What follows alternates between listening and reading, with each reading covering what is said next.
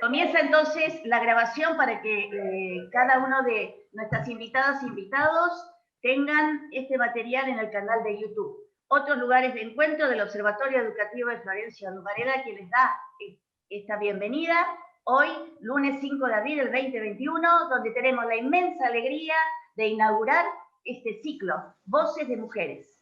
Este material estará también a disposición en Face, nuestro lugar de Face. También tenemos un correo y a partir del 17 de abril queremos invitarlos a un programa radial los fines de semana, Observatorio Educativo de los fines de semana varelense. Al igual que invitamos a nuestro segmento de 15 minutos los días jueves a las 11:30 en el segmento Magazine para Todos, FM 87.9, Radio Municipal de Florencio Varela. Tengo Lidia, integrante del Observatorio Educativo de Florencio Varela, nuevamente la inmensa alegría de saludar a cada una de ustedes, a cada uno de ustedes, para contarles que se inicia en este 2021 un ciclo de charlas. El Observatorio Educativo Florencio Varela nació en la Universidad de Florencio Varela en el año 2018. Por favor, solicitamos si podrían, por favor, el video, que se te vea la cara y después. Por favor, si podría, hola, solicitamos si podríamos cerrar los micrófonos. Muchísimas gracias. Estamos dando inicio a este primer encuentro de este ciclo 2021 Voces de Mujeres, que busca dar voz, dar sentido, convidarnos a escuchar las resonancias de voces de mujeres que dan su gesto, su palabra, su saber en el territorio, en los vínculos, en distintos lugares y espacios. Como parte de este ciclo, agradecemos a todas las compañeras y compañeros del observatorio, a todos los que hicieron posible, a todas nuestras invitadas, invitados, aquí se encuentran docentes, educadores, estoy viendo docentes en formación, se encuentran docentes también jubilados, estudiantes, comunidad, familias, y eso nos da una inmensa alegría. Este ciclo, ¿por qué se llama Voces de Mujeres? Porque precisamente queremos dar entidad a eso que nos pasa. Como parte del observatorio, observar, pensar y debatir juntos para esa educación que queremos. Graciela Genta nos recuerda en un fragmento muy breve de su poesía que soy una y soy todas las mujeres de mi sufrida América. Mi sangre son los ríos que bajan torrentosos desde el cobre y la nieve de la cordillera. En mí habitan valles y montañas, la selva misteriosa y las praderas. Es guitarra mi cuerpo entre unas manos y a veces sonido lastimero de una quena. Soy una y soy todas las mujeres nacidas en América. La india sosteniendo las ventiscas, la negra del asombro en sus ojeras, la cálida mujer del mar Caribe, la cimbreante mujer como palmera, la tímida mujer del altiplano y la altiva mujer que abre fronteras. Soy una y soy todas las mujeres de mi América, nacidas para modelar el barro de los días y pintarlos de luz con las estrellas. Soy la que amasa el pan y bebe el vino y ofrece el agasajo de su mesa. Gracias por este convite y en esta mesa de agasajo doy la palabra a mi compañera integrante del Observatorio Educativo, Noemí, quien nos acompañará en este camino para seguir escuchando nuestras voces. Gracias. Hola, ¿qué tal? Buenas tardes. ¿Se escucha ahí? Sí. Muy bien. Bueno, tengo este placer, este lujo, luego de la presentación que hiciera mi compañera Lidia, ¿sí? Para dar inicio, moderar y presentar a nuestras expositoras de lujo en este primer encuentro de este ciclo de charlas Voces de Mujeres. Este primer encuentro, como lo indicó Lidia, llamado Mujeres, Memoria e Identidad. Bueno, buenas tardes a todos, a todas, buenas tardes a todos. Nos encontramos hoy, ¿sí? En este espacio reunidas y reunidos por este medio virtual, para poner en diálogo y en reflexión, como nos contaba Lidia, escenarios reales y también, ¿por qué no?, escenarios posibles desde la mirada de las mujeres.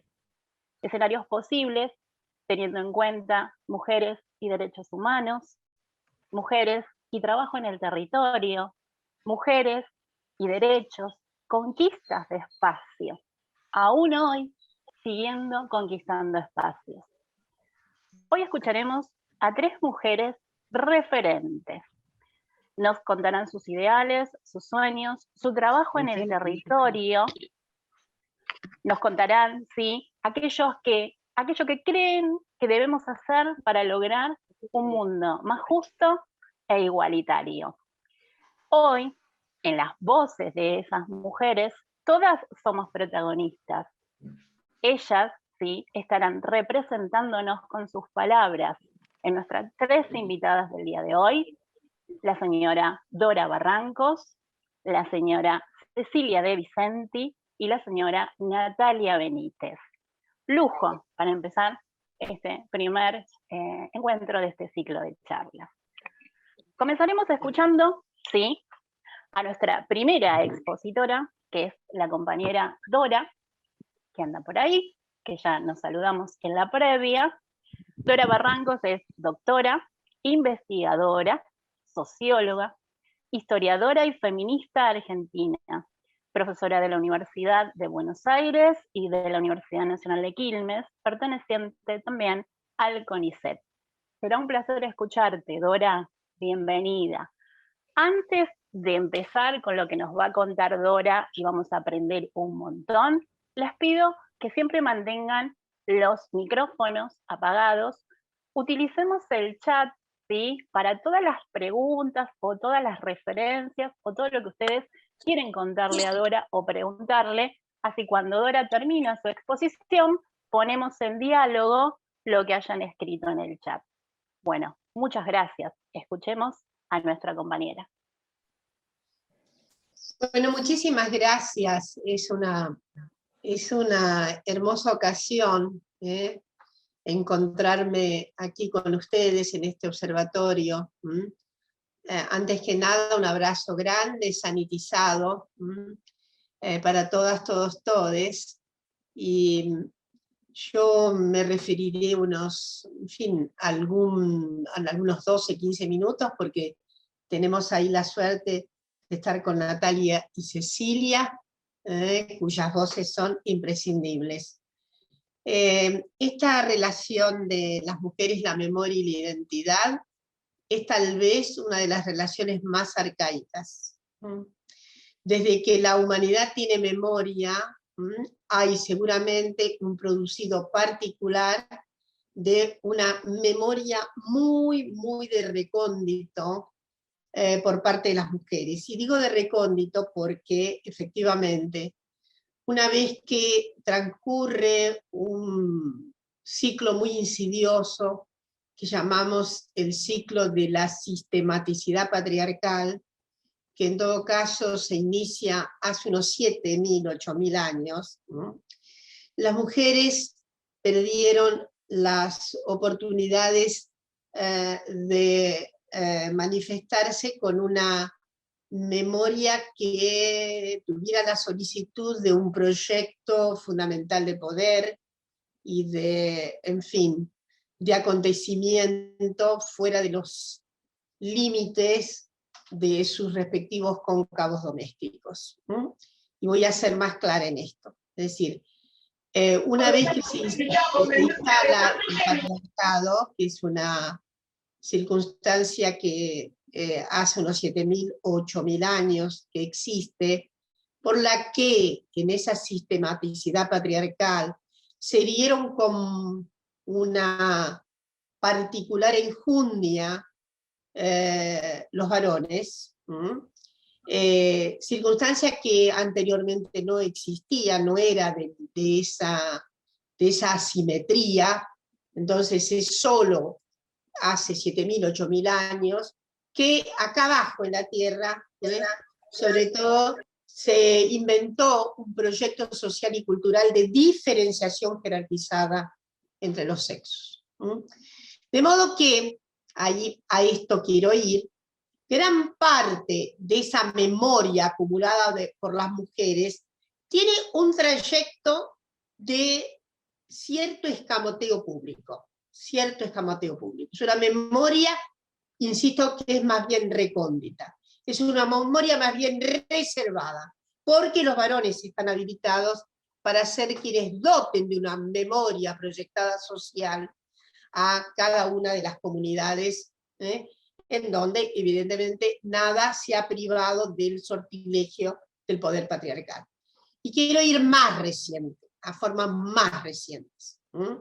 Como las mujeres estuvieron deprivadas de esos derechos, sobre todo en las circunstancias más acuciantes de los grandes cambios sociales del siglo XIX, del siglo XVIII para el siglo XIX, momento de gran retracción de derechos de las mujeres, como seguramente se sabe. Las mujeres pierden una gran cantidad de derechos justamente en el arco cuántico de la gran reforma de la modernidad. La vida burguesa es una vida, efectivamente, que quiere opacar la existencia de las mujeres al mero ámbito doméstico. Y es ahí donde digo, se inaugura un trazo de memoria que a menudo las mujeres han podido sortear a través de algo que no les estaba permitido en gran medida, y era la publicación de sus propias ideas. Durante el siglo XIX, muchas mujeres tuvieron que escribir memorias o escribir con nombres masculinos, creo que ustedes lo saben muy bien. Hay una gran producción de esa memoria de mujeres a través de, de diferentes géneros, pero ahí quiero decirles que ha habido una actividad intensa de memoria, pasada sobre todo oralmente, como una cierta constante de lo que ha ocurrido con las mujeres en nuestras sociedades. ¿Está claro? Porque estaban muy imposibilitadas de concurrir, por ejemplo, en el siglo XIX, insisto, había que sostener esa posibilidad de la escritura, sobre todo a través de mímesis que tenían que ver con nombres de varones. Y no voy a desarrollar acá la cantidad de mujeres que usaron, inclusive en nuestro propio país, nombres de varones para poder expresarse. ¿Qué quiere decir esto? Que efectivamente hay una palabra de las mujeres que ha encendido las circunstancias, sobre todo domésticas, ¿no? Una limitación tremenda que solo ha podido sortearse gracias a los enormes esfuerzos realizados por las feministas desde mediados del siglo XIX y que avanzaron con mucha fuerza durante el siglo XX en la conquista de derechos tan fundamentales como, por ejemplo, expresarse, escribir con nombre propio, asistir a la universidad. Ustedes están ahí muy amparadas en ese paraguas tan bello de la querida Universidad Jauretche, casa a la que estoy muy ligada también. En suma, lo que quiero decir que hay una memoria de reserva fundamental, una memoria que ha sido muy activada en la oralidad, sobre todo por las mujeres. Hay una memoria oral que ha sido muy usada por las mujeres.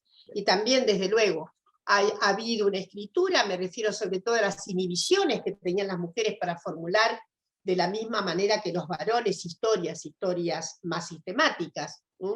Y hay un trabajo bellísimo, cuya publicación estamos esperando que haga la Universidad de Quilmes, es un viejo trabajo publicado por una querida colega en Estados Unidos, Bonnie Smith, que relata las fórmulas extraordinariamente, ¿cómo diré?, las tretas usadas para las mujeres para hacer historia, toda vez que no les estaba reconocida la profesionalidad de manifestarse como historiadoras. Por lo tanto, hay una enorme cantidad de mujeres que hicieron historia de manera amateur, porque efectivamente, insisto, hay una memoria de cóncavo bastante explícito en materia de oralidades. ¿Qué quiere decir? Que esa memoria oral de las mujeres ha permitido muchas veces sostener hilos conductores, no solo para la vida familiar, sino hilos conductores de sus sociedades, de sus comunidades. Y bueno, ligando esto con un sentido más profundo, que es la identidad preservada a través de ese ejercicio de memoria.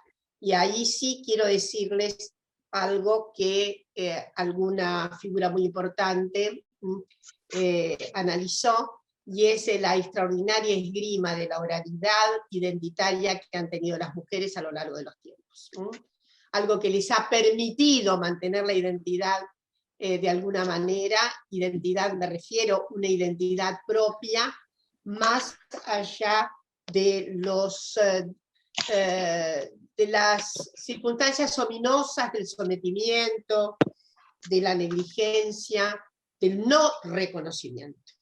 Esto parece que efectivamente ocurrió hace muchos años, pero les quiero decir que la recuperación del reconocimiento pleno de las mujeres ha sido una saga que ha ocupado buena parte del siglo XX y que se ha tornado mucho más enjundiosa, mucho más derramada, y actualmente mucho más debido a esa notable experiencia que hacen los feminismos populares. Los feminismos populares están encendiendo la posibilidad de que muchas mujeres se sientan reconocidas en sus propias comunidades. Entonces, con esto quiero cerrar. Para mí ha habido una cuota fundamental de resiliencia y de identidad propia a propósito de la conservación de la memoria. Y quisiera cerrar diciendo que en nuestro país, además, hay una forja tan excepcional respecto del significado de la resistencia, del significado de la memoria activísima, del significado de la identidad profunda a propósito de la saga de madres y abuelas de Plaza de Mayo. Es como una circunstancia que hace sintético todo lo que he querido decir. Mujeres que no estaban reconocidas en la vida pública, a pesar de que muchas de esas madres habían trabajado, en fin, en diferentes lugares, en el magisterio y también en las fábricas, en diversos lugares. Y sin embargo, estábamos éramos jóvenes en esa época, yo era muy joven en esa época, tampoco era feminista, pero no dejo de pensar en la falta de reconocimiento, y sin embargo en el supra-reconocimiento que hubo que finalmente brindarle a las mujeres, no solo por la conquista notable a la que hemos accedido gracias a la saga feminista, sino también porque efectivamente ha habido conductas fundamentales, acciones fundamentales de mujeres cuyo significado efectivamente es inocultable y es incontestable. Pensar que las mujeres no tenían voz, una voz absolutamente reconocida públicamente, y fueron esas voces y esos cuerpos los que hicieron trastabillar a la más feroz de las dictaduras habidas en este país. Paradójicas circunstancias.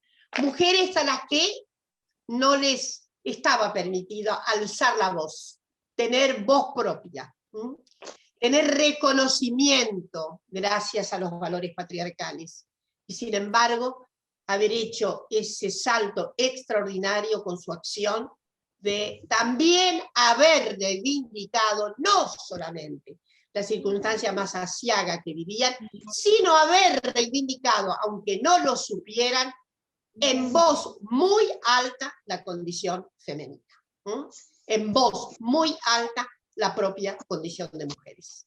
En fin, esto es apenas una aproximación a esta bella trilogía propuesta de mujeres, memoria e identidad. Preguntas, cuestiones, las que deseen. Dora, nos quedamos escuchando tu análisis tan enriquecedor, que nos lleva a la reflexión, que a veces nos pasa por al lado, a veces nos pasa en el contexto, y por ahí vamos aprendiendo de a poco a analizarlo. lo de antes, lo de esos 7.000 años atrás, 8.000 años atrás, de los que hablabas, de lo que nos pasa hoy en cada uno de nuestros entornos, en cada uno de nuestro lugar, ¿sí? En cada uno de nuestros espacios.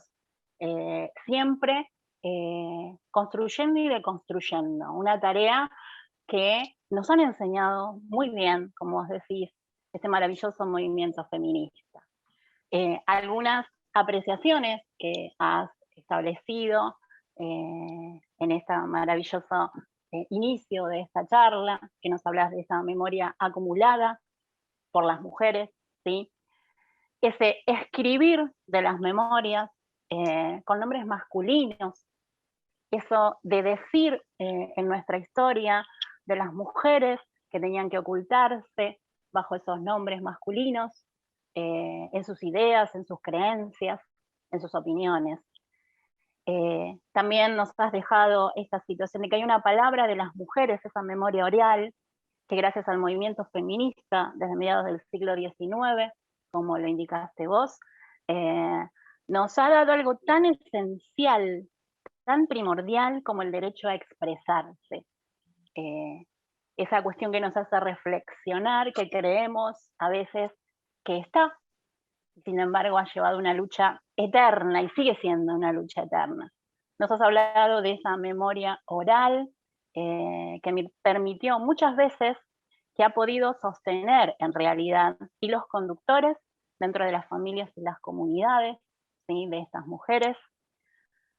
Nos has indicado el feminismo, que hace que las mujeres nos empoderemos, ¿sí? Que nos permite el reconocimiento de las propias mujeres, y sin lugar a dudas, diste pie en este encuentro de Mujeres, Memoria e Identidad, hablando de esas mujeres que no tenían voz, como lo indicaste vos, esas mujeres, las madres de Plaza de Mayo, ¿sí? Que ellas han saltado ese paradigma, como lo indicaste vos, debilitando a una de las dictaduras más sangrientas que hemos podido tener. En esa voz, en ese movimiento, ¿sí? Que viene expresándose ese movimiento feminista. Eso es lo que pudimos ir viendo, en el chat se fueron también planteando todo lo que vos fuiste exponiendo maravillosamente. Entonces, ante esto, además de la admiración que tenemos todos de tenerte acá junto con Natalia y con Cecilia, ¿sí? Una de las preguntas que aparecen, si te la puedo realizar, que aparecía en el chat, que nos hicieron también en el observatorio, para vos es la siguiente. ¿Qué políticas de Estado, te parece, Dora, que hace falta reforzar para evitar sucesos de vulneración de derechos humanos en la conciencia popular y en los organismos públicos? Y aclaran, a veces parece que las fuerzas nunca fueron educadas para cambiar de pensamiento. Tienen un manejo monárquico, eligen ellos sus mismas gentes o sus mismas personas con el mismo perfil y pensamiento de años, y los educan igual. Y eso no colabora en un cambio de mentalidad ni de paradigma, por ejemplo. Entonces seguimos corriendo muchas veces los mismos riesgos de siempre. Esto lo pregunta la profesora Elizabeth López, ¿sí? Que es profesora de escuelas secundarias del distrito de Florencio Varela. ¿Qué políticas pensás, Dora, que te parecen que deberían reforzarse para evitar esos sucesos de vulneración de derechos? Bueno, agradezco a la compañera profesora y voy a ir a una de las circunstancias que a mí me parece cruciales en materia de políticas públicas incidentales que no pueden esperar más tiempo. Y es una alteración de la malla curricular de formación docente. Porque en realidad todo comienza por la posibilidad de que al resocializar a niñas, niños, niñas y adolescentes, tengamos la posibilidad de quebrantar, de quebrar la...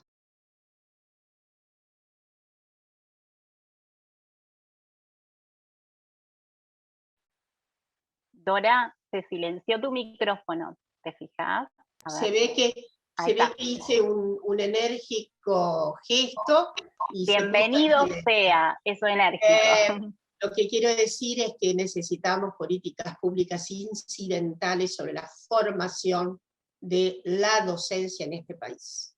Todavía, y seguramente nuestra colega con esa bella cuestión, sabe que se repiten las fórmulas curriculares muy prominentemente protopatriarcales. Todavía hay un inculcamiento en la formación docente acerca de tareas de las mujeres, tareas de los varones. Funciones que corresponden a las niñas, funciones que corresponden a los varones. Hay ahí, entonces, ahí es que está la incubadora, una de las incubadoras fundamentales de la insidiosa violencia, que significa ya la diferenciación jerarquizada de oportunidades. ¿Ustedes creen que hay una violencia anterior a toda otra que se basa en que algunas personas tienen más oportunidades de desempeño que otras? Yo creo que esa es una matriz muy violenta. Es decir, los varones tienen prerrogado un arco enorme de actividades y las mujeres tienen determinadas actividades, aquellas que parecen propias del género. Y voy a decirlo todavía con más fuerza. No hay ninguna actividad que no pueda ser desarrollada por una mujer. ¿Está claro? Ninguna. Ninguna actividad que no pueda tener una mujer al frente. Lo recíproco no me parece tan verdadero. No sé si los varones pueden desempeñarse en todas las actividades, porque efectivamente hay un largo inculcamiento de esto, no te tenés que ocupar. Entonces, la malla curricular, la currícula de cómo se forma docente es fundamental, porque si no se repite la misma historia. Luego en las escuelas se inculca esto. Hay deportes de niñas, deportes de varones. ¿No les parece absurdo a esta altura que haya deportes para niñas y deportes para varones? A mí me parece completamente insidioso. De modo que ahí tiene que haber política pública. Miren, hay una gran feminista, liberal ella, liberal radicalizada, no liberal neoliberal, que ha dicho una cosa tremenda alguna vez, hace muchos años escribió, que efectivamente el Estado, las políticas públicas, era muy difícil que pudieran ingresar hogar por hogar. Obviamente es en el hogar donde se repite esta historia de funciones para las nenas, funciones para los nenes. Y si se equivocan, hay un sortilegio raro de cierta amenaza en una familia. No se está ocupando tanto de estas tareas que parecen propias de varones, o algo así, cosa que conocemos muchísimo. Entonces lo que quiero decirles es que eso es injusto, es arcaico, es dolorosamente viejo. ¿Por qué una mujer no va a pilotear aviones? Como está ocurriendo en nuestro país, ¿por qué una mujer no va a estar al frente? Ustedes saben que en este momento la elaboración posible de una vacuna propia recae en una muchacha, en una mujer. Sí, es un equipo dirigido por una joven mujer. Es más, inclusive, tengo idea de que Julieta es hija de personas desaparecidas. Entonces es la que está al frente de la posibilidad de tener una vacuna. ¿Por qué no vamos a estar dirigiendo fábricas? ¿Por qué no vamos a ser ingenieras de fábricas? ¿Por qué no vamos a ser ingenieras electrónicas? ¿Por qué? ¿Por qué? Entonces, creo que te he respondido. Necesitamos políticas públicas fundamentales, necesitamos modificar la malla curricular, y desde luego, pero si no modificamos la malla curricular, no vamos a poder modificar el tipo de relación que se presenta luego entre docentes y alumnado. Porque hay algo que va a, en fin, hay algo ahí ya traumático. Por eso tenemos necesidad de una nueva formación docente. Una nueva formación docente.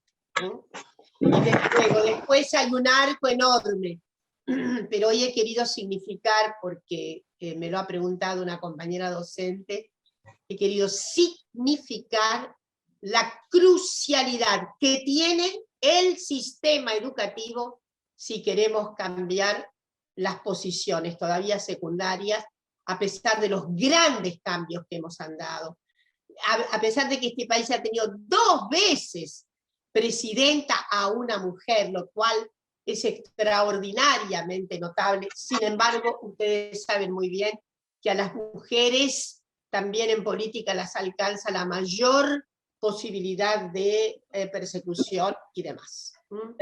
Entonces, en fin, todavía necesitamos, todavía muchísimas mujeres, yo sé que ustedes conocen más de una, que necesita empoderarse con voz propia. Necesita empoderarse con voz propia. ¿Alguna otra cuestión?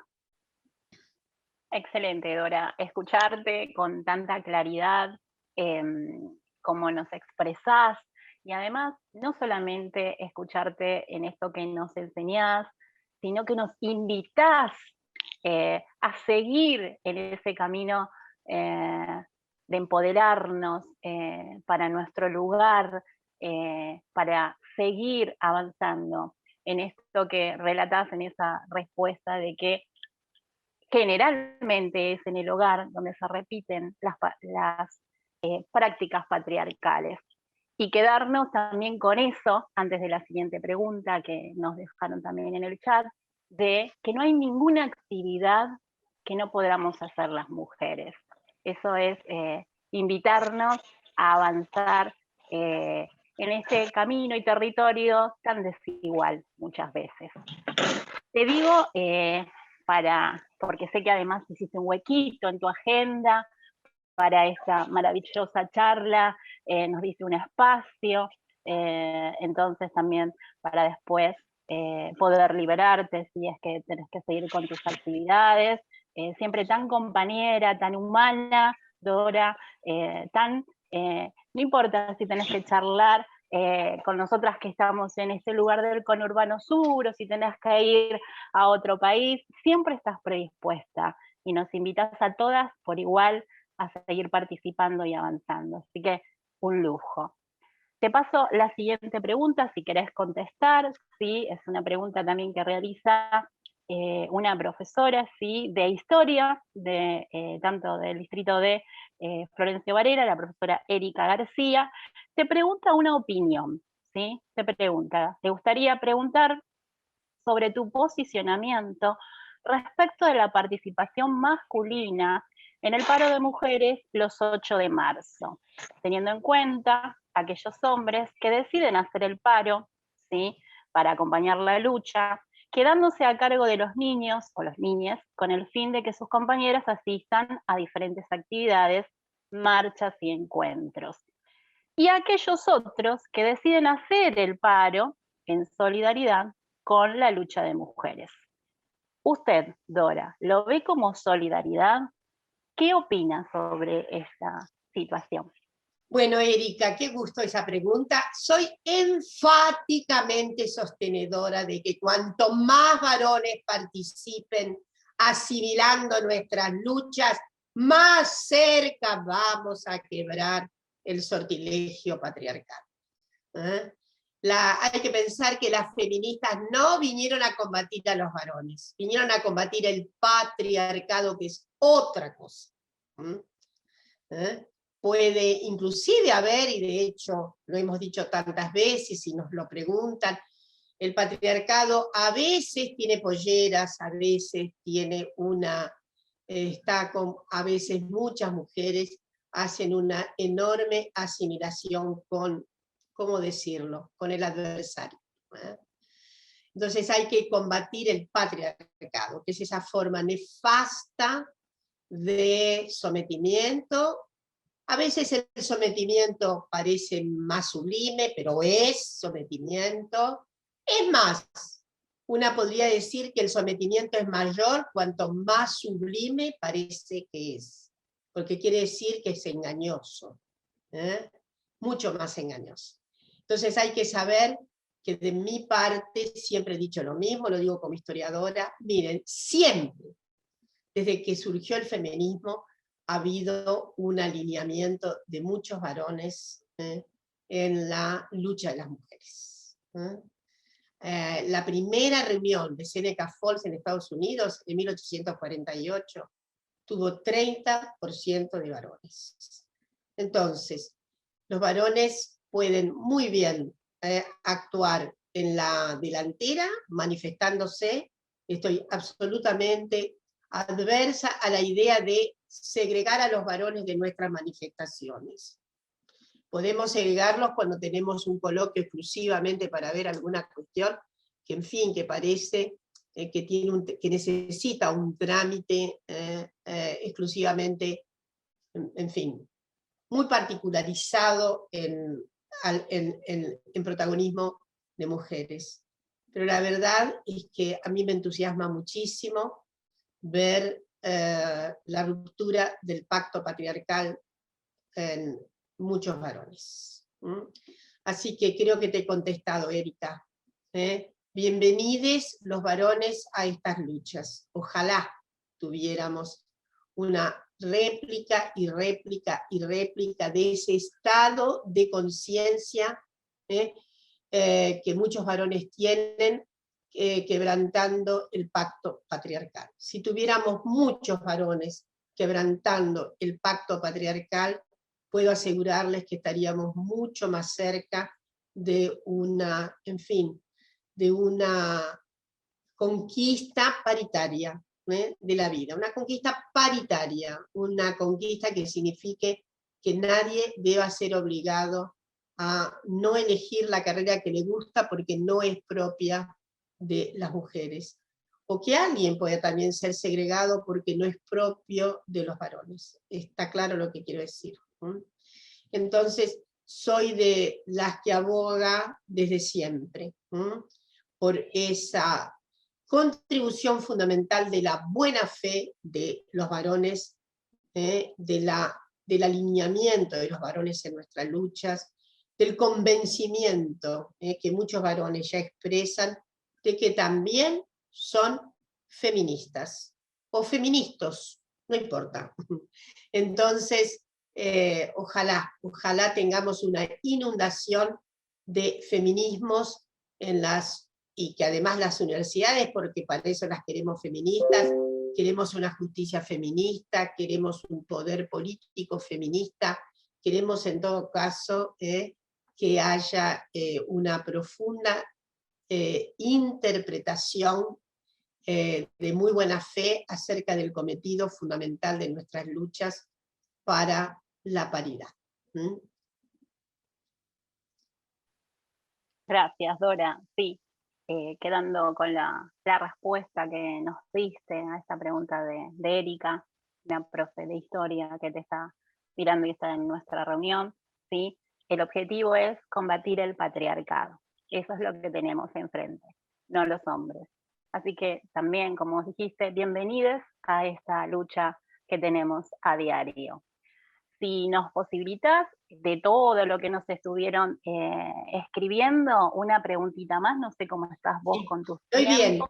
Estoy muy bien. Tengo bien 10 minutos. Bien, entonces te agrego una preguntita, más apreciaciones que también han escrito en el chat. Algunos están tratando todavía de ingresar, muchos compañeros y compañeras, a veces las plataformas virtuales también nos juegan estas cuestiones de que ingresan y la conectividad, así que de a poquito también van ingresando.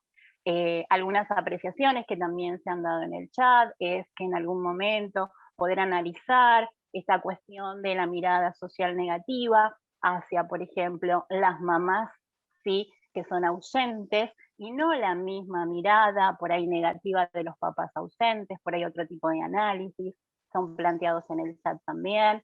Un agradecimiento hacia vos, Dora, puros agradecimientos a tus palabras que nos marcan un camino y nos invitan siempre a seguir participando. La otra pregunta que aparece, ¿sí?, en el chat, también lo pregunta una profesora de escuelas de nivel secundaria, la profesora es Andrea Moraes, y te pregunta, ¿sí?, en este contexto de pandemia, ¿cuáles son los mayores desafíos que tenemos como sociedad en relación a la protección de las mujeres y su papel de cuidado familiar, el cual primordialmente seguimos teniendo? Aclara la profesora Andrea. Los principales y mayores desafíos, sí, Sí, como gracias, sociedad. Noemí. Bueno, sí, gracias, Andrea. Los mayores desafíos que tenemos en época de pandemia, sobre todo, bueno, ahora está en Craquelí el confinamiento, en fin, y vamos a ver qué es lo que pasa, porque la situación se ha tornado nuevamente grave con esta extensión, este rebrote que estaba esperado, pero bueno, el mayor desafío es uno de los mayores desafíos que tenemos hoy, en realidad conciernen a las mujeres en dos sentidos. Uno, resolver el problema de una rápida asistencia en materia de violencia dentro del orden doméstico. Porque efectivamente es muy probable que siga todavía ocurriendo, que haya bueno, personas que todavía permanezcan más tiempo en casa. Insisto, no sabemos si va a haber un recrudecimiento de cuarentena, no sé muy bien, pero bueno, ese es un desafío. Ustedes saben muy bien que hubo un incremento de la violencia familiar, de la violencia intradoméstica, sobre todo en los momentos más cruciales del confinamiento del año pasado. Este es un desafío, pero el otro desafío es cómo dar oportunidades laborales a las mujeres que se han quedado sin trabajo y que tienen enormes dificultades, mayores dificultades en proporción que los varones para volver al mercado laboral. En este momento hay una tasa de desempleo muy angustiante, pero es mayor entre las mujeres. Pero además hay una circunstancia que no puede desconocerse, y son las menores posibilidades de articular con el mercado laboral con la misma rapidez que los varones. Los varones en general van encontrando diversos intersticios. En la medida de la apertura de un intersticio, un varón está en condiciones mucho más ágiles de posicionarse en el mercado laboral, y las mujeres no. Y por otra parte, el tercer desafío es cómo va a haber una posibilidad urgente de políticas sociales que se están analizando para justamente contener en el plano de los cuidados y resolver la carga extraordinaria de las mujeres, que en el 85% de estas tareas de reproducción, de cuidados, recaen sobre las mujeres. Entonces no hay otra salida ahí que el modo coadyuvante de la política pública, del Estado, para ir resolviendo la retaguardia doméstica, sin lo cual la retaguardia del cuidado de la niñez, de la adolescencia, de las personas con discapacidad y de las personas mayores. Entonces, no encuentro que haya posibilidades de mejorar claramente el posicionamiento de las mujeres en el mercado laboral, saliendo como se pueda de la situación de pandemia, sin que haya al mismo tiempo una marca vigorosa de la política pública asistiendo en el área de cuidados esta retaguardia. Está claro lo que quiero decir.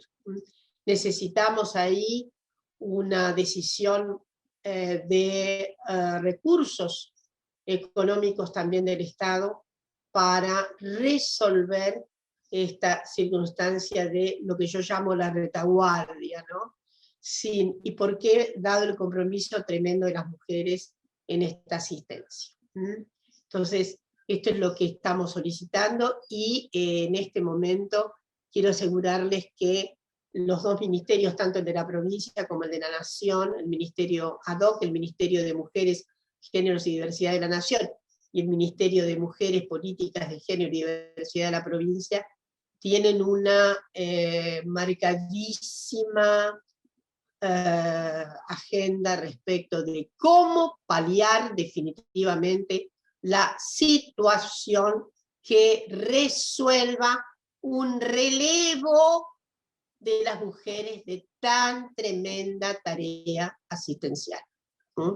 Así que para mí esos son los desafíos que tenemos en este contorno pandémico y en lo que se pueda post-pandémico, pero me parece que lo post-pandémico ha quedado nuevamente un poco relegado todavía.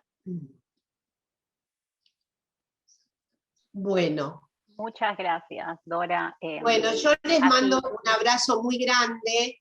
He tenido un día de muchos Zoom, al punto de que varias veces el Zoom se me cayó así, satura, se ve, pero como hubo todos estos días de receso, quedaron para el lunes todas y más de una de las tareas que generalmente están un poco dispersas y bueno, entre ellas ahora después de esto voy a atender el último Zoom de la tarde-noche. Pero sepan que gracias por ese reconocimiento que han hecho. Sí, soy siempre una militante. Que no les quepa ninguna duda que soy una militante. Gracias, Dora, por ser tan militante, porque siempre cerrás con algo que lo tomamos, por una justicia social con justicia de género. De género, que no se les olvide. Gracias.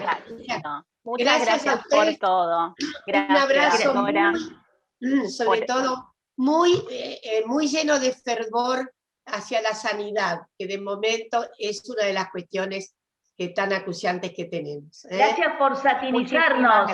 Gracias por satinizarnos, Dora, con tanto amor y tanto cariño y tanta sabiduría. Gracias, todas somos protagonistas. Ese es el lema de estos encuentros.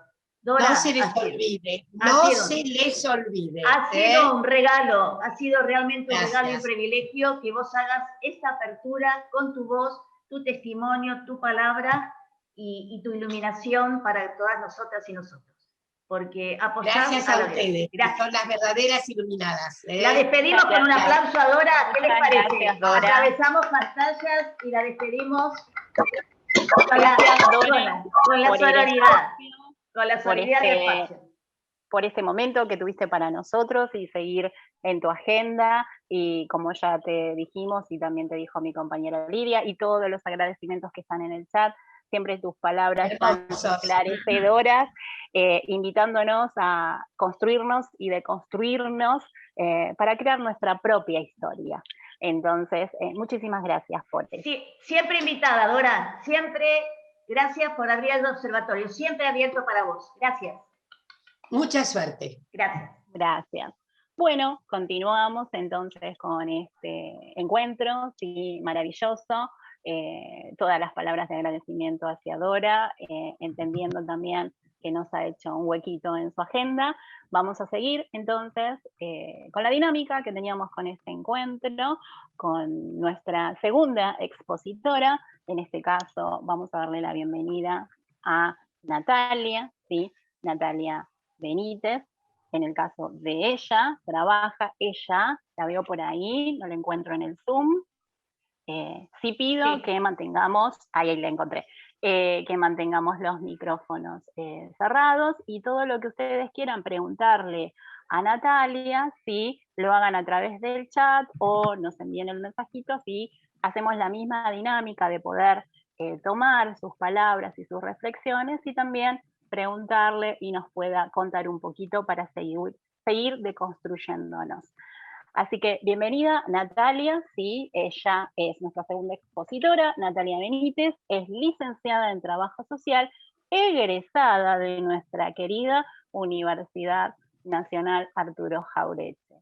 Te dejamos a vos las palabras ¿sí? Para seguir armando nuestros posibles escenarios de conquista, nuestros posibles escenarios de lucha constante, ¿sí? En el territorio. Bienvenida, Natalia.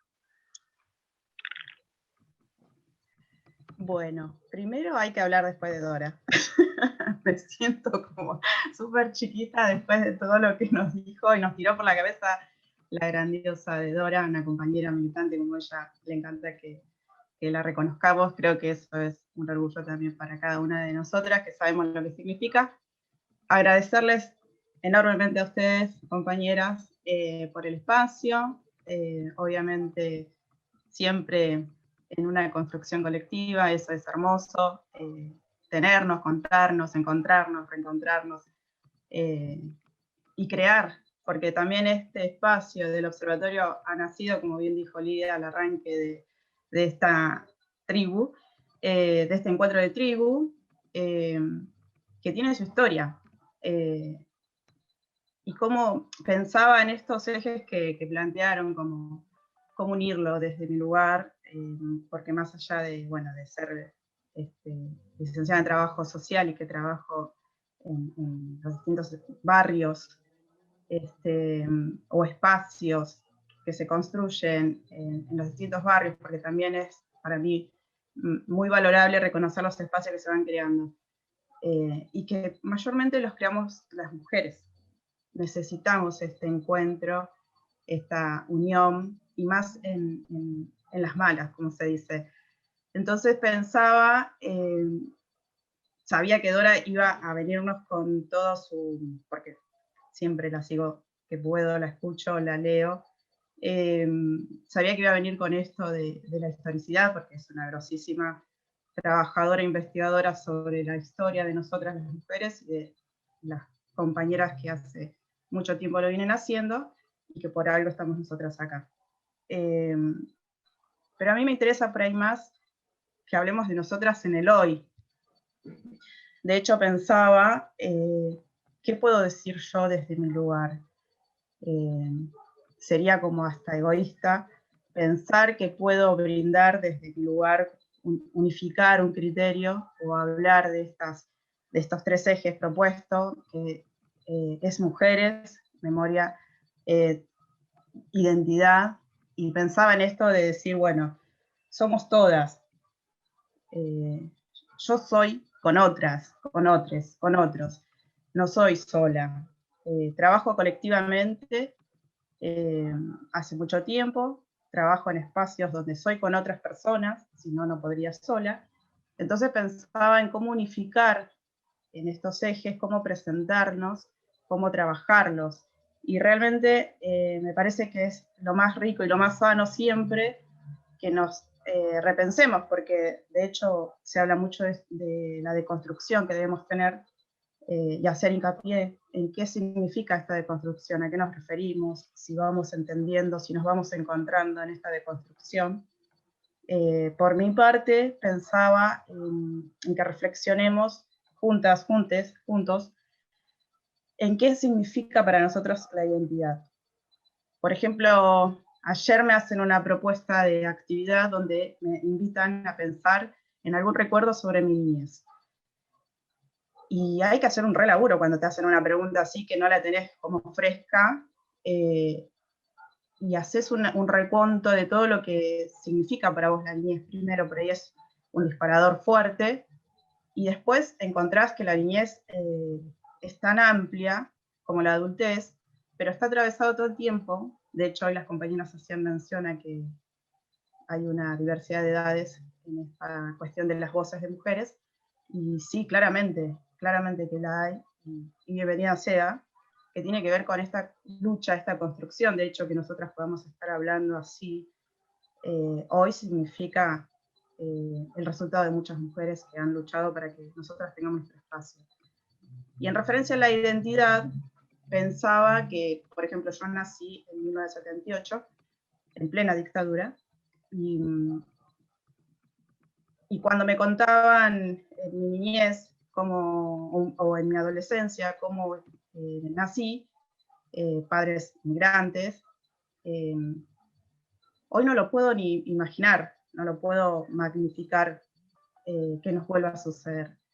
Pero sí nos sucedió y sí es parte de nosotras, de nosotros. De hecho, pensaba en esto de que decía Dora sobre replantearnos la educación, la currícula de educación. Y sí, hay que replanteársela constantemente, porque evolucionamos como sociedad, no somos la misma sociedad de otros tiempos. Y digo evolucionamos porque considero que crecemos, que la identidad va transformándose a medida que vamos creciendo como sociedad. Es parte de nuestra identidad lo que nos sucedió con las dictaduras en nuestro país, obviamente. Por eso decimos que 30.000 somos todes. Y decimos todes, todos, todas, porque hay una ampliación también en el lenguaje. Y si lo pensamos, en torno a la educación, el lenguaje, bienvenido sea que vaya transformándose, porque ¿qué queremos decir? Todo el tiempo pensamos, ¿cómo vamos a transmitir? De hecho, yo arranqué diciéndole que no sabía cómo encarar después de Dora la invitación que tenía. Y me ha pasado como estudiante, y me sigue pasando porque sigo estudiando, de pensar, intentar pensar constantemente qué voy a decir y cómo lo voy a decir, y que sea, como decía Dora también, que quede firme, ¿no? Que quede fuerte, que sea una expresión que marque. Creo que la autonomía tiene que ver con esto de, bueno, yo me expreso de esta manera, trabajo de esta manera, pero construyo con otras. Mi autonomía es propia, sí, claramente, pero tiene que ver con otras. El poder estar con otras personas, el poder estar con otras mujeres, el poder pensar la profesión desde mi lugar hoy. De hecho, el trabajo social se vincula mucho a las mujeres. La mayoría de la currícula de trabajo social somos mujeres, porque es quizás, como pasa con la docencia, es una profesión que está adosada al sexo femenino. Somos las mujeres, las maestras, las mamás, las que cumplimos el rol en las aulas a veces, que damos el cariño que por ahí a las niñas les falta en su hogar. Bueno, con el trabajo social no pasa de esa manera, pero porque hay una transformación. De hecho, hay todavía profesionales que se les reconoce como asistentes sociales. Pensar que asistimos a otras personas tiene que ver con esto del recorrido de la identidad que vamos teniendo, pienso yo. Quizás me equivoque, pero lo pienso de esta manera, de una evolución. Yo no asisto. En todo caso, acompaño o me pongo a la par de la persona. No asisto, porque para asistir me parece que no encuadra mi profesión en ese lugar. Y creo que la docencia tiene que ver con eso también. Ustedes no asisten en el aula. Tratan de transformar, tratan de dar una identidad a esas personas que llegan a sus aulas, a sus vidas. Y bueno, a través de todo ese recorrido pensaba, mientras también Dora ya expresaba, de hecho pensaba también en mí, cómo expresar mi trabajo territorial. Y quiero dejar por ahí con mucho amor la expresión de trabajo transformador que tenemos las mujeres también en los barrios en este contexto. Comúnmente se suele decir que son, culturalmente, los varones quienes paran las ollas en sus hogares. ¿Por qué se aduce esto al varón? ¿Por qué se piensa que es un jefe de hogar y que mantiene su familia? Esa interpelación constante viene desde ahora, desde no hace mucho en muchas mujeres, y hoy lo podemos ver, como en otros momentos lamentables de nuestro país, donde el hambre hace de su lugar, en que las que paran las ollas son las mujeres, en las ollas de los comedores, en las ollas de los merenderos, en las ollas de los barrios. De hecho están todavía, hasta ahora, frente a una pandemia. Y si nosotros no las observamos y no valoramos ese rol semejante, no vamos a comprender qué significa transformar, qué significa lo que quiero expresar. No es lo mismo hoy para nosotras, nosotros decir que la mujer para la olla que decir que el varón es el que para la olla. Nosotras ya sabemos a qué nos referimos.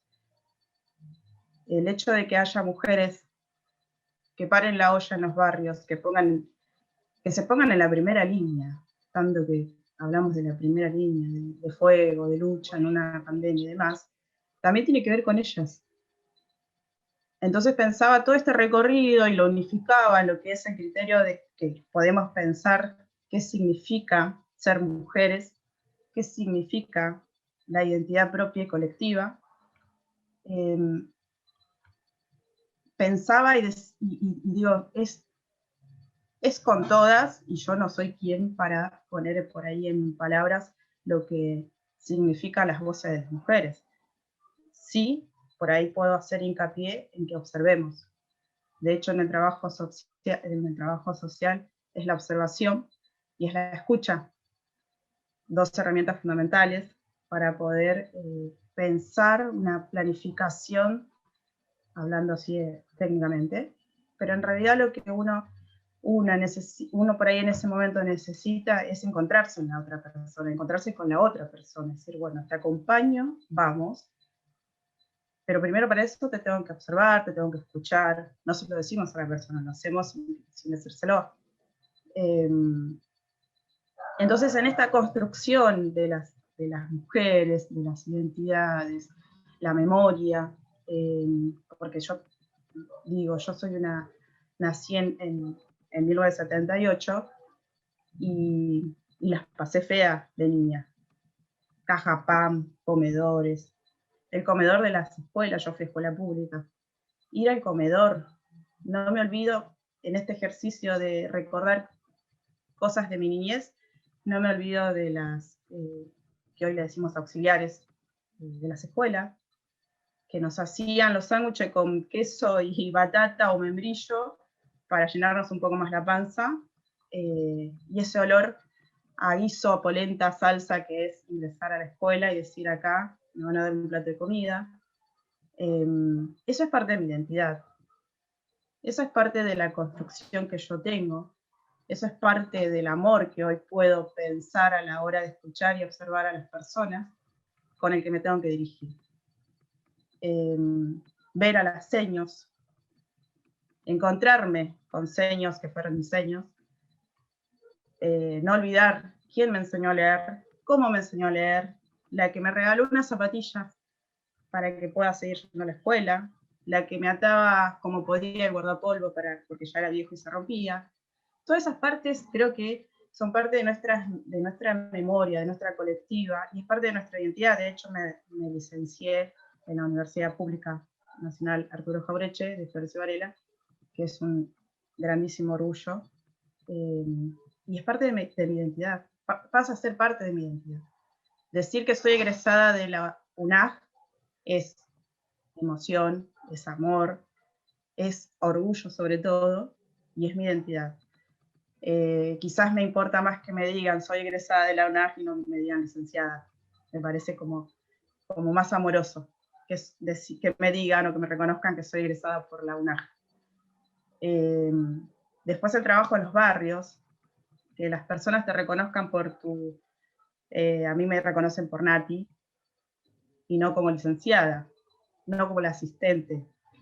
Eso también es una construcción colectiva, por eso hablaba de que somos con otras, con otros, con otros, y que es un recorrido que, así como Dora, obviamente desde su enorme lugar, hace un recorrido histórico y que ustedes también se encuentran, creo que el hablar de hoy, propiamente pensarnos nosotras, nosotres, en el hoy, en qué significa, qué nos trae de recuerdo a la niñez, qué nos trae hoy el recuerdo de la escuela.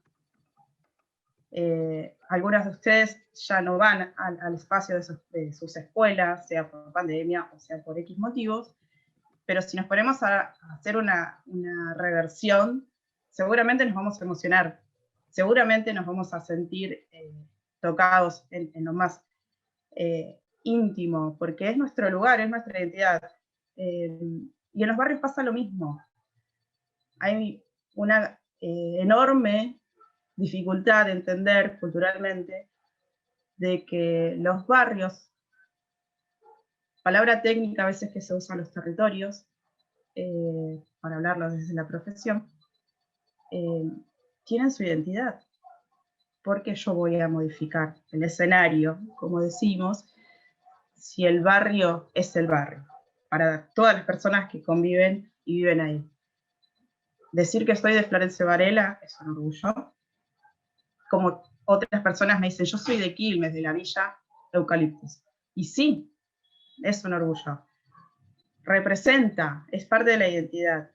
Entonces, en todo este análisis, toda esta cuestión de pensarnos, de analizarnos, de qué voy a decir, es un montón, porque si yo me pongo a pensar, es un montón a la hora de pensar conceptos, me parece como que no dan, hablando como hablan muchas personas, no da, Natalia, que hagas esto. Bueno, me parecía como, no da que venga con conceptos por ahí más académicos, teóricos, que no hacen a mi tarea real en los barrios de todo el día. Hoy llegué a las 5 de la tarde y venía de uno de los barrios de San Francisco Solano, donde se hizo una jornada operativa para garantizar derechos de las personas,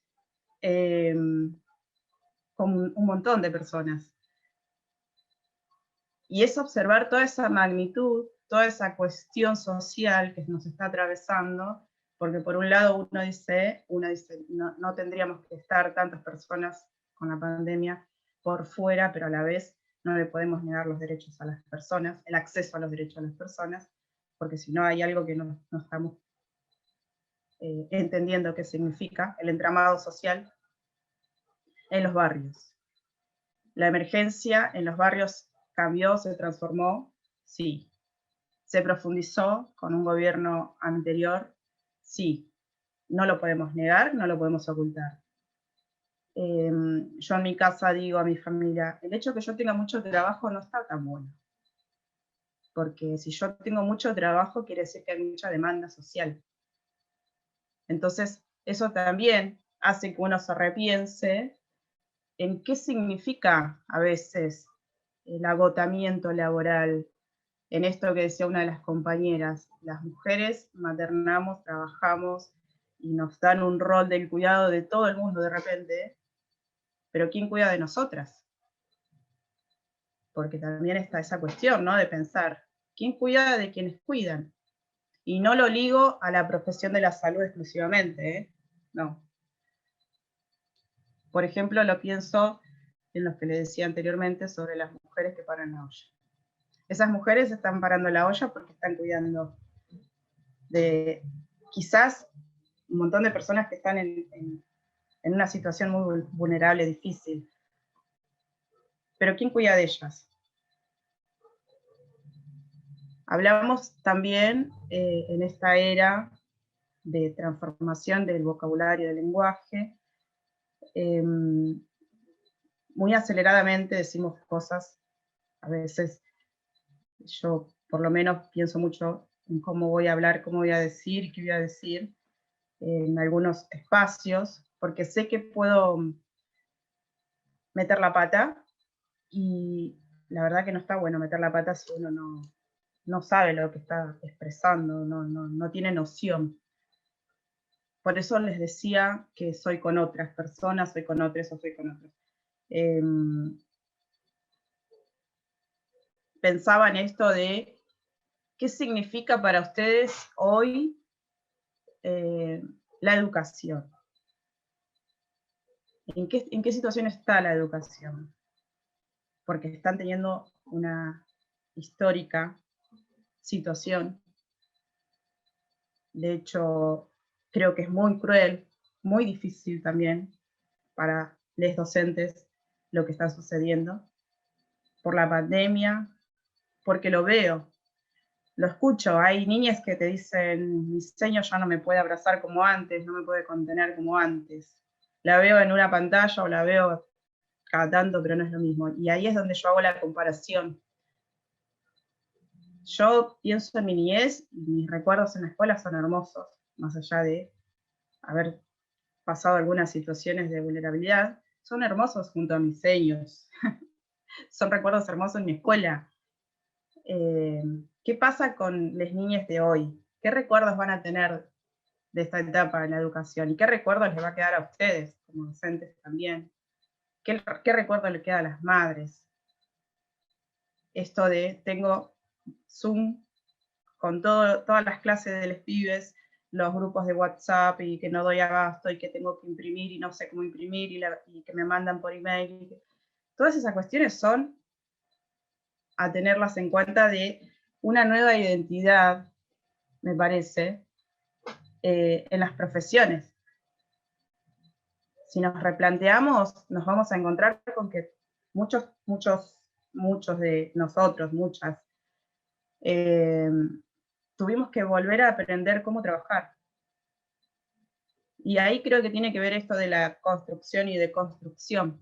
Lo pienso desde ese lugar, de esto de tener que reaprender a hacer nuestro trabajo en medio de una pandemia y en medio de una situación social bastante compleja y difícil.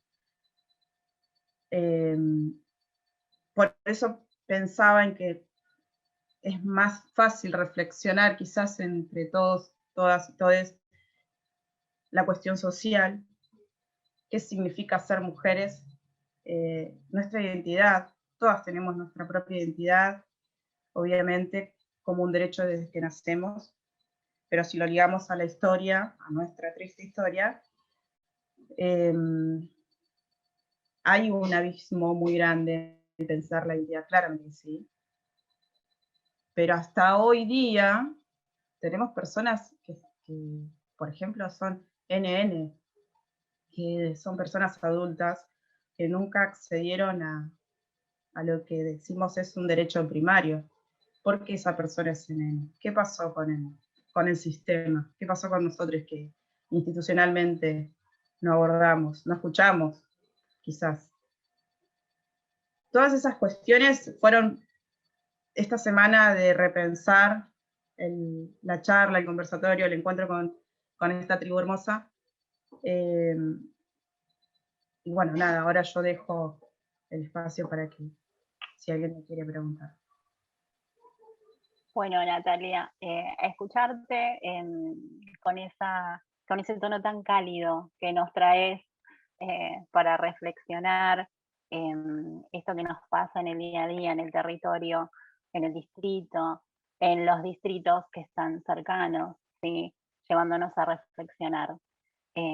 Algunas apreciaciones que nos dejó Natalia, algunas de todas las apreciaciones, esto de yo mujer soy con otros, siempre.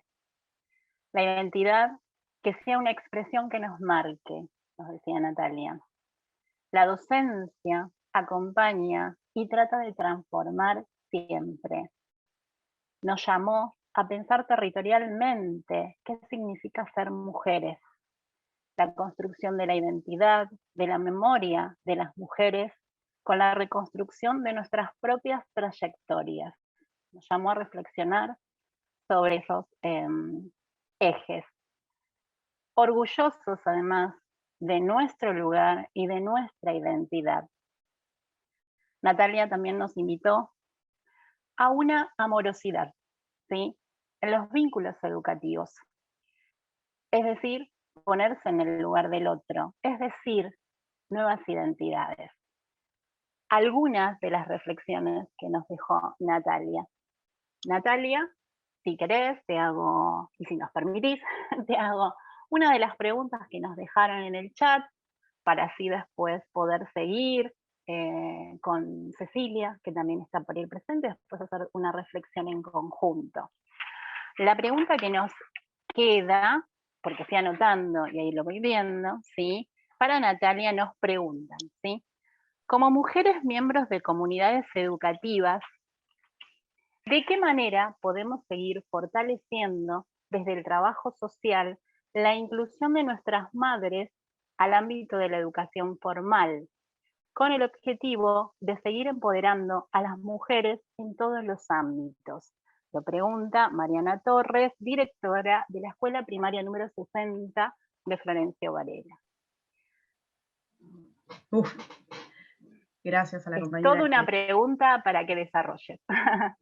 Agradezco a la compañera que repensó y se posicionó, que eso es un montón. A veces es difícil posicionarse para hacer una pregunta tan amplia y tan fuerte. Pienso que no es fácil pensar en cómo hacemos para seguir incluyendo a las personas que se sienten excluidas, porque hablando mal y pronto tiene que ver con esto, ¿no? De nosotras hacer que nuestras madres ingresen a una institución de manera formal, algo que fue relegado, que fue vulnerado, que fue excluyente quizás por un sinfín de cuestiones que atravesaron a una mujer para que no pueda seguir estudiando.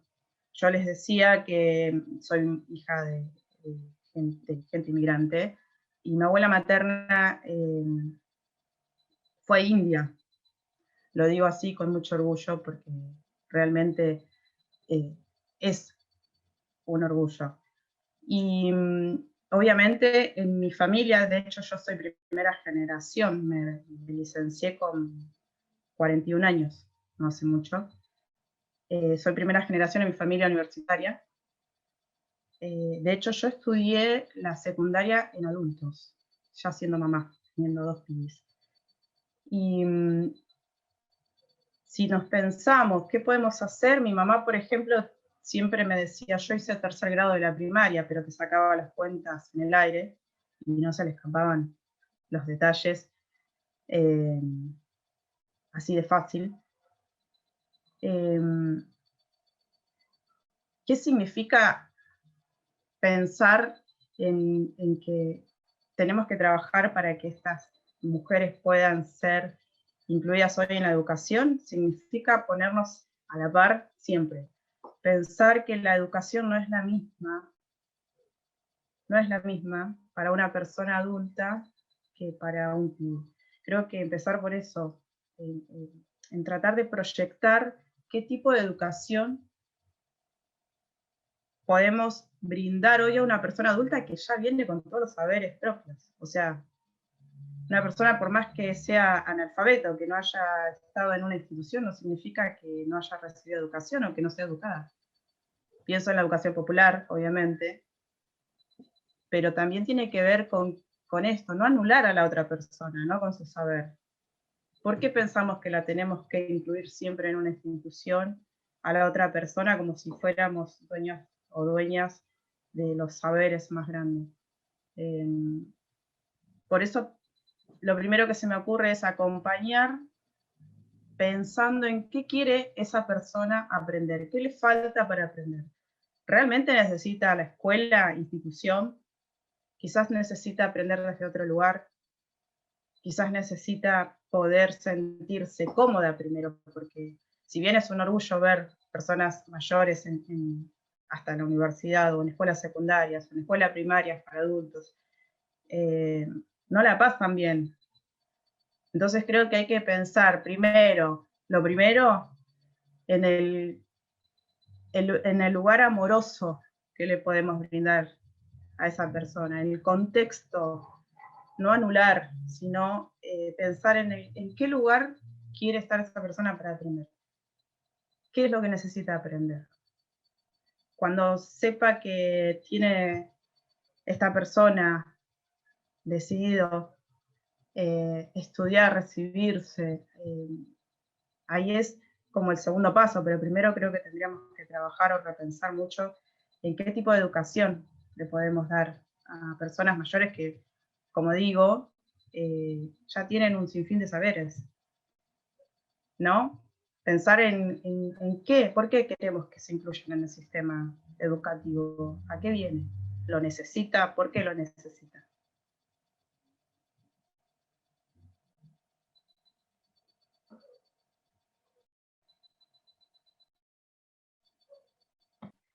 Ahí está. Gracias, Natalia. En realidad, a lo que nos invitás con esa respuesta a la pregunta de la compañera directora de la escuela primaria, es pensarnos y ponernos a la par siempre. A eso es a lo que nos invitas. Y obviamente todo lo que nos hace reflexionar es, porque cuando llegan a las instituciones educativas, es habilitar la escucha, ni más ni menos. Eso nos hace y los hace a los demás. Como saben, ¿sí? Natalia, en su exposición, que nos ha invitado a reflexionar esto de ser parte de un territorio, de un espacio, de un lugar, ¿sí? De nuestro lugar local. Te agradecemos un montón por tus palabras, Natalia. Lo mismo que después vamos a dar toda la vuelta, pero sí, para no seguir haciendo extensivo el Zoom, vamos a dar paso a nuestra maravillosa tercera invitada. Hoy son 3 maravillas nuestras invitadas, un honor, ¿sí? Nuestra tercera invitada es Cecilia, que debe estar por ahí, yo no la veo, pero sé que anda por ahí, ¿sí? Cecilia de Vicenti. Ella es hija de Azucena Villaflor, fundadora de Madres de Plaza de Mayo. Para nosotros es un honor que ella nos haga un huequito para poder reflexionar también un poquito junto como lo hicimos con Dora y con Natalia. Cecilia, ¿estás por ahí? Sí, ¿qué tal? Buenas tardes. ¿Cómo están? Bienvenida, Cecilia. Gracias. Te escuchamos atentamente y te agradecemos un montón que estés acá, que nos hayas hecho ese huequito al Observatorio Educativo de Florencio Varela y a todos los que estamos acá participando, escuchando, reflexionando, para eso que creemos que podemos cambiar.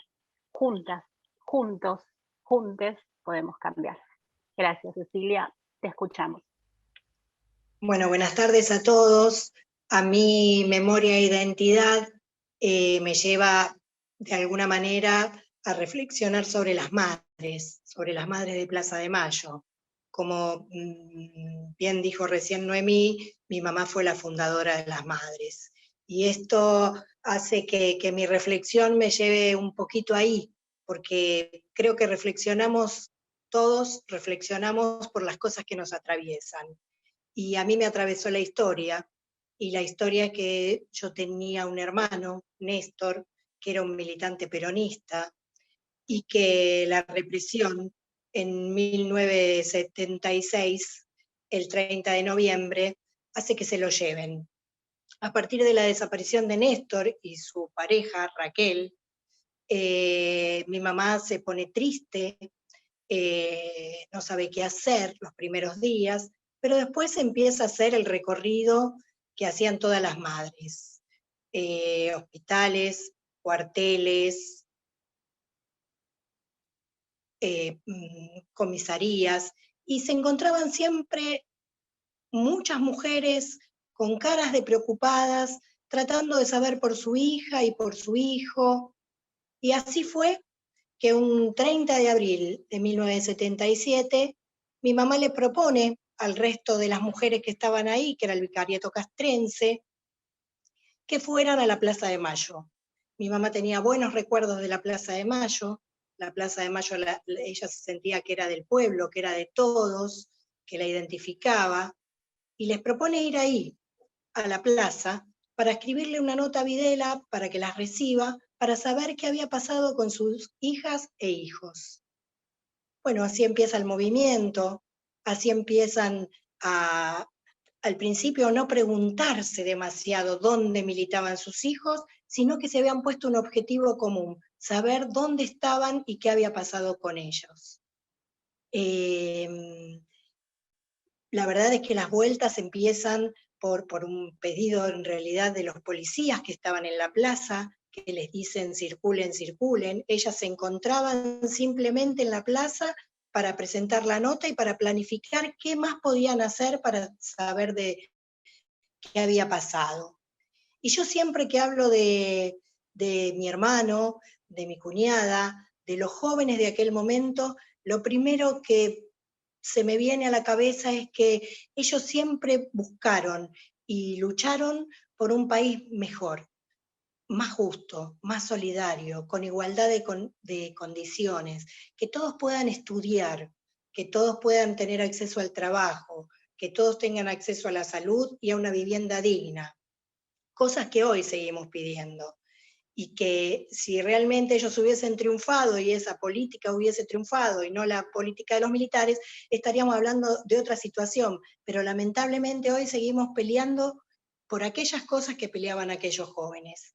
Si no hubiese sido por mi hermano, mi mamá era una ama de casa, que se ocupaba mucho de nosotros, de mi papá, de mis hermanos, de mí, que yo cuando escuchaba las reflexiones decía, wow, qué adelantada que era mi mamá, porque siempre me decía, tenés que estudiar, tenés que hacer lo que quieras.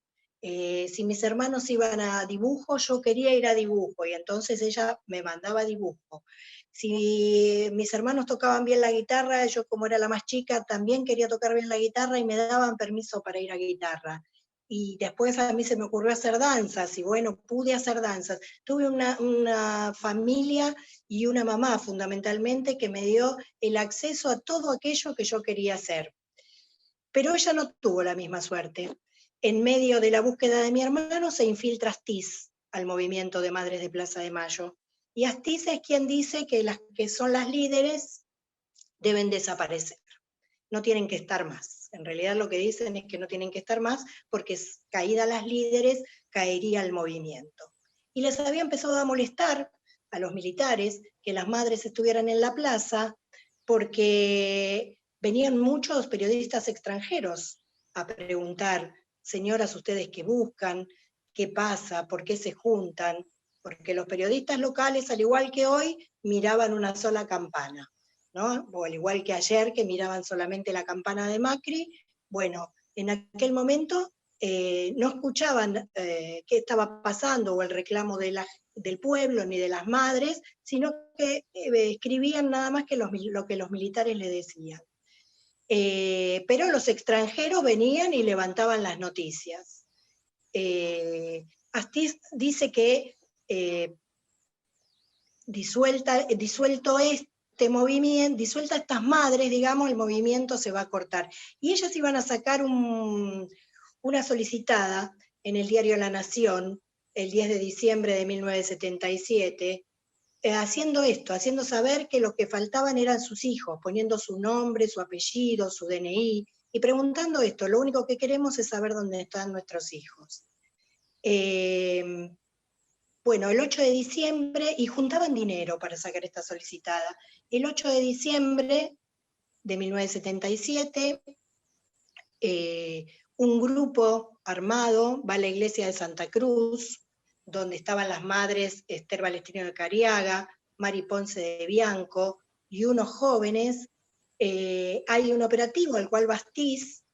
El 8, acuérdense que es el Día de la Virgen, entonces la iglesia estaba llena de fieles en la misa, pero las madres estaban a un costado, afuera, juntando dinero, y él hace un operativo.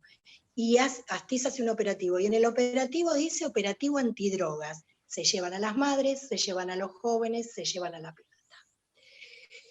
Mi mamá no estaba en la iglesia, estaba en la casa de Miñone, allí se entera que se habían llevado unas madres, y a una de las monjas francesas, Leonid Duquet, que siempre las acompañaba, y vuelve a mi casa.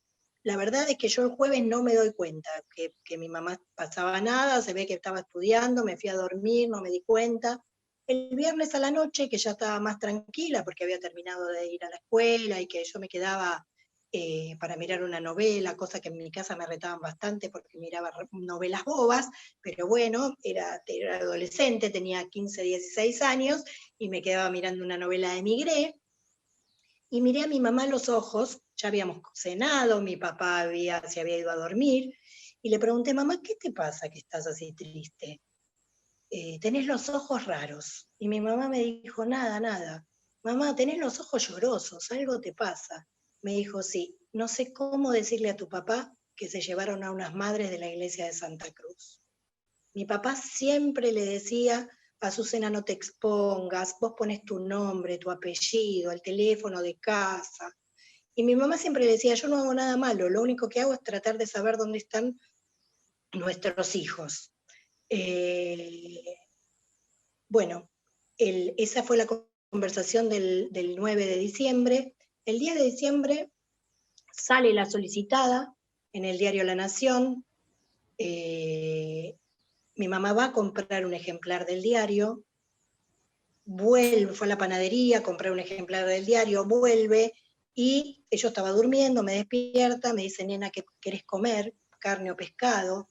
A mí siempre me gustó más el pescado, así que le dije pescado. Me dijo, qué suerte, porque así voy a Mitre y compro otro ejemplar del diario, que justo el que compré salieron borrosos los nombres.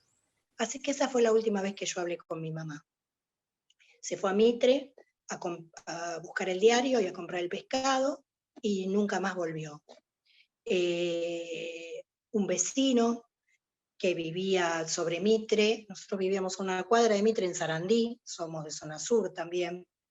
Un vecino vino a mi casa, avisó lo que había pasado, mi mamá se tiró al piso e intentó resistirse a que se la llevaran, pero bueno, sacaron las armas largas, los Falcon verde, la subieron, y durante muchos años nosotros no supimos nada.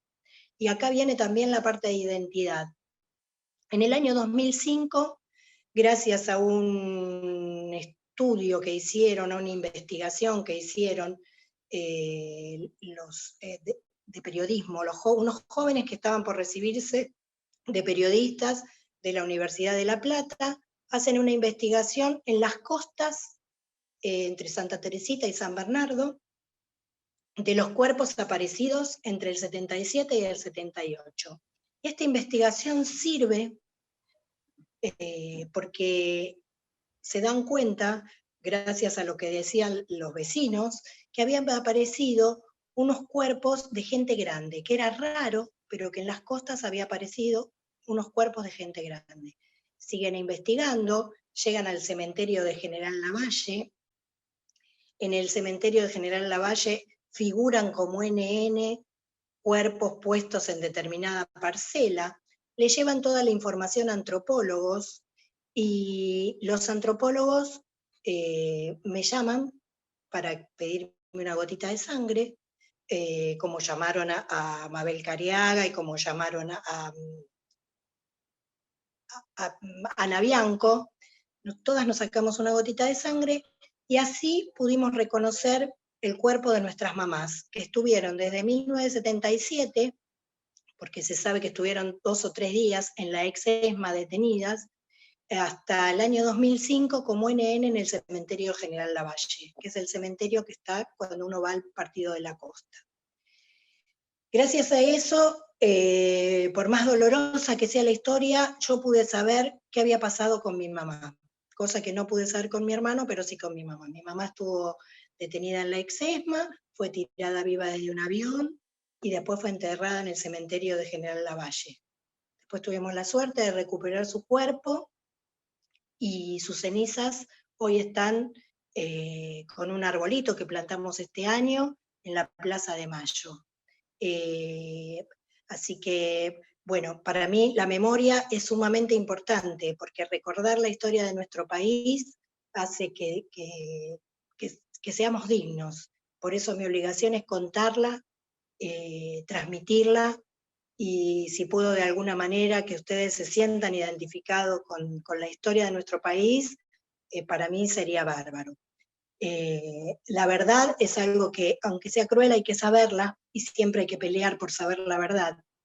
Y la justicia es por algo que siempre vamos a tener que luchar, porque la verdad que la justicia en este país es bastante turbia, por ser generosa con el término, porque aún hoy seguimos peleando por aquellos juicios, pero también seguimos peleando para los que menos tienen tengan un poco más, y que seamos juzgados todos igual, no los que mucho tienen pagan y no son juzgados y esconden sus cuestiones delictivas. Así que muchas gracias por haberme escuchado. Cecilia, muchas gracias a vos por tu testimonio, por traernos esa historia a nosotros, a nuestros oídos, esa historia tan conmovedora, eso que nos duele, ¿sí? Esas heridas que tenemos como patria, esa falta de justicia que vos decís, que se siente. Gracias por contarnos tu historia, la historia de tu mamá, la historia dolorosa de nuestro país. Tomando también las palabras de Dora, la peor dictadura que hemos tenido, la más sangrienta, la que aún hoy sigue sin justicia. La historia de mujeres que lucharon por una sociedad más justa y más solidaria para todos, decía Cecilia. En realidad, escucharte hace que cada una de nosotras, de nosotros, de nosotres, en cada uno de nuestros espacios donde estamos ahora en este Zoom, te querramos abrazar, como esa famosa frase de madres de la plaza, el pueblo las abraza. Conmovedor escucharte. Te agradecemos un montón. Te paso una pregunta, si la querés contestar, que nos dejaron en el chat y nos habían mandado. También una referencia, me cuenta la directora, ¿sí?, o personal de la escuela primaria número 69 del barrio Santa Rosa, ¿sí? Escuela primaria, lleva el nombre de Azucena Viñas Flores. Me pasaron recién y quería hacerte esa referencia. La escuela primaria me invitaron a la inauguración cuando le pusieron el nombre, así que yo estoy muy gustosa, la verdad, de haber estado en la escuela. Quería recordarlo porque me lo pasaron y quería hacerte esa referencia. Bueno, Cecilia, nos preguntan, ¿sí?, si nos podés contestar, ¿qué cambios notaron en madres y abuelas de Plaza de Mayo con la expansión del feminismo en Argentina? Si notaron un mayor alcance, más apoyo o nuevas formas de llegar a más sectores, o si no creen que haya sido tan relevante. Lo pregunta Inés Mitz, psicóloga. Bueno, lo primero que te quiero decir es que yo no sé qué piensan las madres, voy a hablar por mí, porque la verdad que querer decir lo que piensan las madres sería una falta de respeto de mi parte. Para mí, las primeras que dieron en este país el pie inicial al feminismo sin darse cuenta fueron las madres, porque fueron en un año donde la dictadura era cruel y se llevaba a hombres y mujeres, fueron las que salieron a la calle a defender sus vientres, sus hijos, lo más preciado. Pudieron, ese dolor tremendo que da la pérdida de un hijo, pudieron transformarlo en un gran amor. Así que yo creo que a partir de ahí los militares las llamaban las locas, y sí, eran las locas de amor por tratar de encontrar y saber qué había pasado con sus hijos. Así que me parece que el puntapié inicial en esto lo dan las madres. Ellas llevaban un pañuelo blanco, vos fíjate que lo que nos identifica hoy es un pañuelo verde. O sea que hay mucho del feminismo que tiene que ver, creo yo, con la lucha de madres. Si a mí hay algo que me dejó mi mamá y que me dejan las madres, es que uno puede luchar por todo aquello que quiere, que si tiene un objetivo claro y hay un objetivo en común y nos ponemos de acuerdo con ese objetivo común, podemos darle para adelante, luchar, y por más que pase el tiempo, tarde o temprano vamos a triunfar. Yo creo que las madres han sembrado mucho amor, tienen reconocimiento en el mundo, siguen luchando aún hoy, las abuelas siguen buscando a sus nietos, así que no puedo contestar por las madres, pero creo que las que abrieron la puerta a la lucha fueron las madres. Gracias, Cecilia, por esos aportes. Y así como a las madres las llamaban las locas, como vos nos recordaste, bienvenido sea seguir siendo esas locas y locos y loques para lograr realmente una sociedad más justa. Escucharte, como decía recién, y como les debe estar pasando a todos los que estamos atentamente escuchando en este Zoom, es mostrarnos que hay cosas que todavía se adeudan. Vaya que se adeudan, ¿sí? Una justicia, seguir buscando. Tomando por ahí lo que decía Natalia también, con un paralelismo con lo que decía y nos compartía Cecilia, esas madres, esa identidad, eso que son, ¿sí? Somos cuando estamos con otros. Esa es una realidad. Mujeres somos porque estamos con otros. somos personas porque estamos con otros. Y tenemos todavía mucha deuda como sociedad hacia nuestras queridas madres. Gracias, Cecilia, por tu espacio, por tu relato, por tu historia, ni más ni menos, es tu vida. Cada cosa que contaste es tuyo y lo compartís para que sigamos aprendiendo. Visto, sí, con este Zoom en el que hemos participado, donde han estado ustedes, fue un lujo tener a nuestras 3 expositoras, ¿sí? Tanto Dora Barrancos, Benítez, Natalia, Cecilia de Vicenti, que nos acompañaron un poquito para poder reflexionar este camino de la memoria, la identidad, las mujeres, las luchas, las deudas que todavía tenemos, las jóvenes que vienen atrás nuestro, con nuevos ideales para una sociedad más justa. Realmente un lujo que nos dimos en el Observatorio Educativo de Florencio Varela, poder tener a estas representantes de voces de mujeres. Les agradezco un montón. Hoy aprendimos y seguimos aprendiendo. Hoy construimos y nos seguimos deconstruyendo día a día, con miradas de mujeres protagonistas de nuestra propia historia. Por mi parte, un lujo haber sido la presentadora de estas 3 grandes mujeres y la moderadora. Doy pie a mi compañera Lidia, ¿sí? Que nos dará el cierre y la evaluación, así como la invitación a las próximas charlas que tendremos de este nuevo ciclo inaugurado por el Observatorio. Muchísimas gracias a todos y a todas los que se han quedado para poder seguir reflexionando en este espacio. Recordando siempre eso, que lo que hacemos, lo hacemos para lograr justicia, lograr una sociedad igualitaria. Esperemos llegar a eso. Lidia.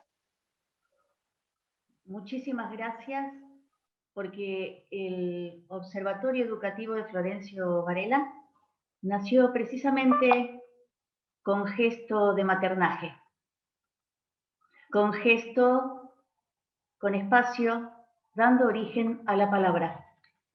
Nuestros pueblos originarios, como los Coxi, allá en la Sierra Nevada de Santa Marta, en Colombia, decía, primero estaba el mar, todo estaba oscuro, el mar era la madre, y ahí empezó todo.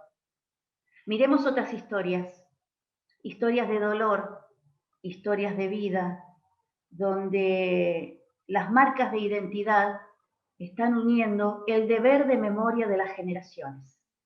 Este es un espacio de transmisión en un entorno virtual, que son los desafíos de nuestras chicas, de nuestros chicos, de nuestras chiques.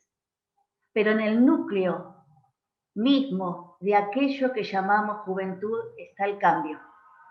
Pero la educación brinda esos primeros pasos, esos puntos estables, ese gigante que alza ese niño para que mire ese horizonte utópico, por las generaciones y los jóvenes, porque desde la formación docente necesitamos revisitar la historia para hacer la historia más humana, porque la historia del pasado es la historia vivida nuestra, de cada barrio, de cada escuela, de cada casa, de cada no casa, porque la educación convierte a los lugares en sitios para compartir. Aquí se habló de identidad, de memoria, de voces, voces que no niegan, porque las voces de mujeres incluyen también las voces en par y en igualdad de los varones, porque la educación que busca ampliar horizontes es esa educación que se puede animar a más.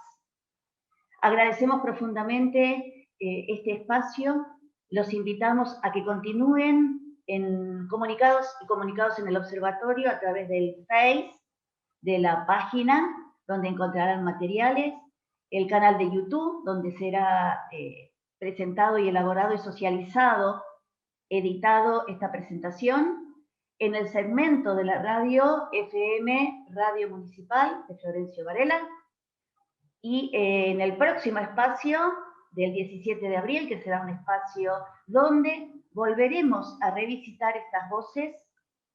Gracias a todas las compañeras y compañeros Y muchísimas gracias a cada uno de ustedes por hacer esta posibilidad, cerrando con una y en todas, vientre fecundo, raíz hincada al centro de la tierra, maga de poderes sobrehumanos que hace volver de luz la sombra espesa. Mujer de hombros gigantes, sostenida por la frágil estructura de sus piernas, un corazón abierto hacia la vida, un luto siempre a cuestas. Soy una y soy todas, las mujeres sufridas de la América. Primavera, pájaro tibio al borde de una rama, y águila planeando en las esperas. Blanca, india, negra, cristiana, musulmana, budista o atea.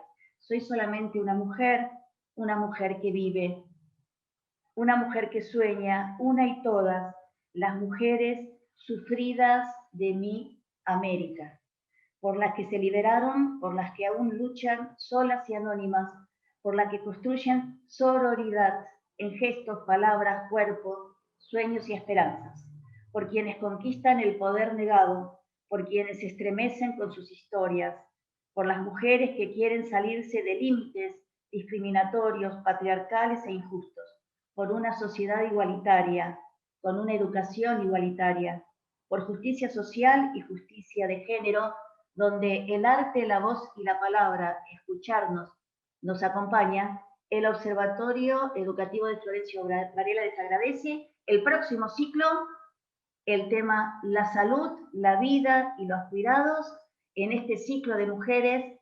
Gracias, muchísimas gracias, porque queremos pensar, debatir y observar por una educación, la educación que queremos. Gracias. Hasta la próxima. Muchísimas gracias.